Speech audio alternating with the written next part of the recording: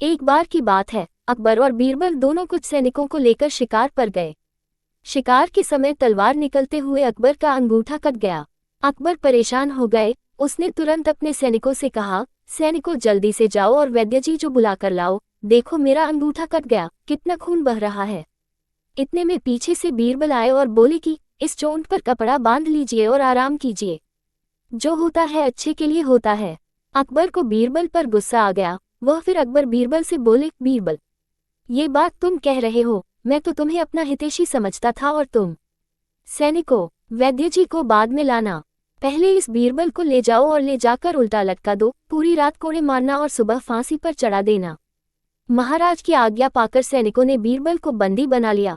फिर अकबर कुछ सैनिकों को लेकर शिकार के लिए फिर से जंगल में निकल गए और फिर कुछ समय बाद जंगल में तूफान आया जिसमें अकबर अपने सैनिकों से खो गया।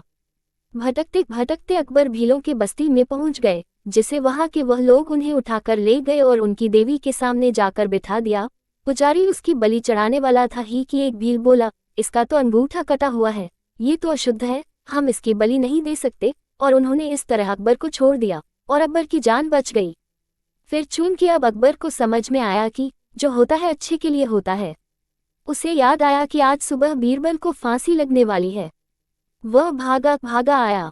उसने देखा कि बीरबल फंदे को गले में पहनकर खड़ा है। अकबर ने उसे नीचे उतरवाया और उसके पैर पकड़ लिए और फुट फुट कर रोने लगा। अकबर ने अपनी सारी घटना बीरबल को सुनाई और माफी मांगने लगा। बीरबल बोला, माफी मांगने की जरूरत नहीं है महाराज, जो होता है अच्छे के लिए ही होता है।